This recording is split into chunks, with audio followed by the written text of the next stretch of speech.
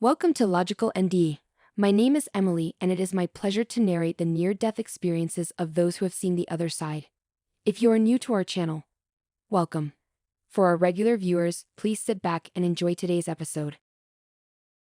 The near-death experience of Lura Ketchledge. I do not want to romanticize near-death experience. Just tell my truth as best I can. My name is Lura Ketchledge, and how I became an author is directly related to my near-death experience. Horses have been my life. They have also been my death. Back in 1979, when I was 19 years old, I went out for a horseback ride in the Virginia countryside. That was the day that changed everything for me. Cantering down the field, my horse stumbled, and I fell off the saddle in an instant, and I was airborne. I did not feel the impact because I never hit the ground. I was abruptly hurled into a black velvet tunnel at a high rate of speed. The walls of the tunnel were dense and fluffy at the same time. Me, the real me, detached from my body as I was flung out of the saddle into a pitch black dimension. 1 minute I was riding a horse. The next, it felt like I'd left the planet. My departure and death were so unexpected, I could not comprehend that my life was over when I had just begun to live. I felt no pain. In fact, it felt wonderful. The depth of the tunnel seemed bottomless. The place I went to was limitless. Then I had a powerful review of my life with my late grandfather as my guide. It was so complex and emotional, it is hard to articulate. What I did not have was a religious epiphany in my near-death experience. Absent was heaven or hell, or any biblical reference at all. Death for me seemed factual, with an order of logical progression and profound spirituality. And those golden moments between life and death, my core beliefs turned upside down. Also, what kept resonating throughout this experience was the concept of love and how vital it is to be good to others. Not false kindness, but having sincere compassion for other people and animals. That is what holds the most value in the afterlife. In other words, do no harm to others. Next, I went to Source, where all the personalities that have been me were floating in a white, bright sea of love. I could elaborate all day and cannot express what it felt like. The word bliss would fall short because it felt better than that. I learned that all human beings are shrouded in ignorance by design in order to learn hard lessons through each life we live. When you die, the superficial facade falls away, and we awaken from the dream into truth.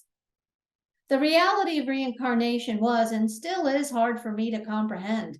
I did not like it, and I still do not. You might wondering how this was shown to me. I went to this chamber or pocket where everything was in black and white, totally devoid of color. I gazed at my past life personalities, seeing they were lined up on either side of me. The idea that I had so many past lives made me realize I had been the victim and the villain, the hero and the follower. Every race and creed in these different roles I had lived. The experience was neither distressing or comforting. In fact, it felt odd. Then I suddenly found myself in surreal surroundings. Looking around me, I saw the most beautiful shades of mauve, light, gorgeous colors with a soft, fluffy element. There were no floor or ground beneath my feet.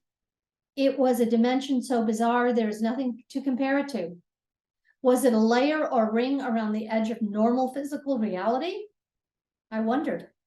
I pondered how I had gone from one level to another without walking. Also, one thing I forgot to mention, the further you go from physical reality, the more thought responsive things get. I thought about the tree of life, and suddenly this huge pine tree with white and green bark was in front of me. The tree came out of the water shore, or the shore of the beach, and stood in sharp contrast to the open space. And the background was a tall cliff with homes dug out and windows facing the sea. I can only hypothesize where in the scheme of things this place fits in. Was it a consensus reality? I kind of think so. If my lifeless body lying in Virginia in the rural countryside was being resuscitated, I was not aware of it. What I was aware of was that my late grandfather, who loved me so deeply, was with me again. I had been humbled and enlightened by my life's review. I felt shame at some of the actions I had taken and great pleasure knowing that good things that I thought were small were very big on the other side. What I can tell you is I had no desire to return. I began to weep as I told Papa that my life's review had seemed so long. Just as I spoke, images, lessons, memories, realizations, and new perceptions actively began to be erased from my consciousness. I felt nothing but anguish as these new lessons I had just seen were stripped away. Next, I snapped back into my physical body with a perceivable thud. Strangers were surrounding me in the field I had left how long ago? I was in pain and traumatized, unable to speak. It was a perfect spring day, and as I looked around, my first thought was, this is not reality. I was annoyed with the two men who had saved my life and chose to ignore them. I feel bad about that now because these kind young men saved my life. On the way to the hospital, I slipped back into unconsciousness, but not death. In the ER, I tried to tell my doctor what happened. He crossly asked me what drugs I had taken and shamed me in front of the nurses. His condescending accusation shut me up for the next 30 years. It took me 12 distressing hours to adjust to my return. I spent that time grappling with what had happened. Later, as I was healing from my injuries, I realized that not all my near-death memories had been expunged, and I began having flashbacks of my NDE. For months, my emotional turmoil was especially bad because all this happened before the internet and public discussion about near-death experiences. Years later, I picked up a book on the subject.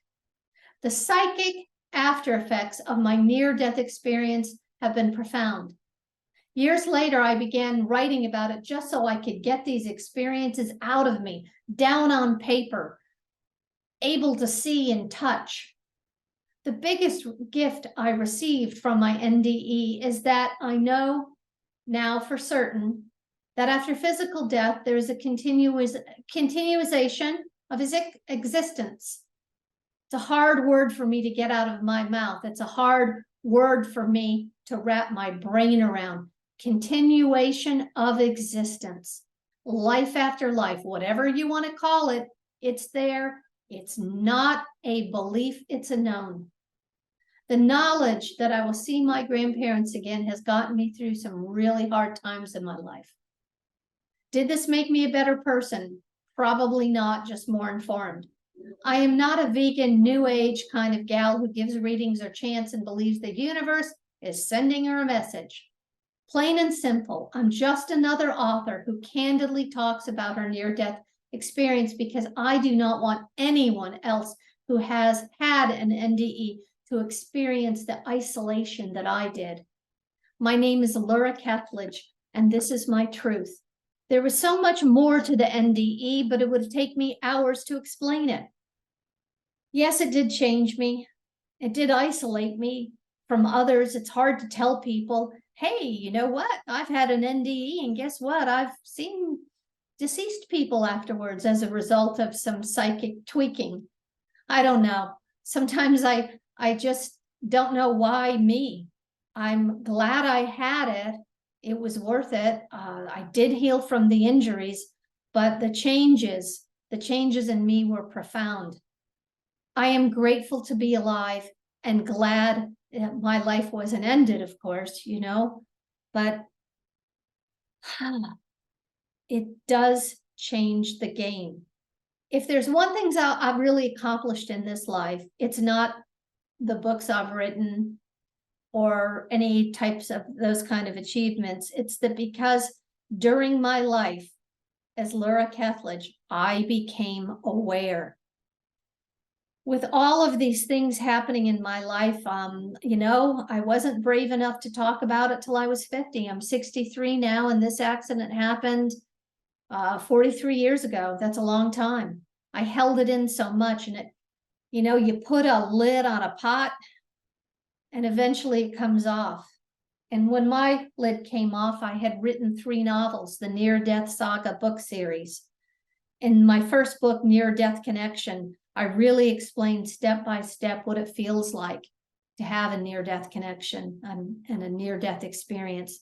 So I did my best in that respect.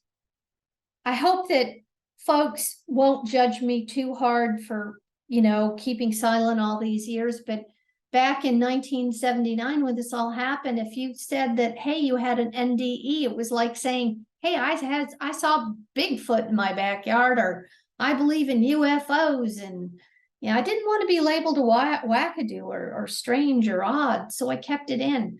But keeping something this big in wasn't good for me. Talking about it, sharing it has helped. I hope I can help somebody else who's had one. Luckily, the subject has really gotten some steam and is kind of more understood because of the internet and books and things like that. But I just want to thank you for listening. I'm nobody special. I'm just an average gal who had a near-death experience. And I got to see my grandfather that loved me. So I'm blessed. And thank you. Thanks for watching today's episode. Please don't forget to give us a like and subscribe. We'll see you next time.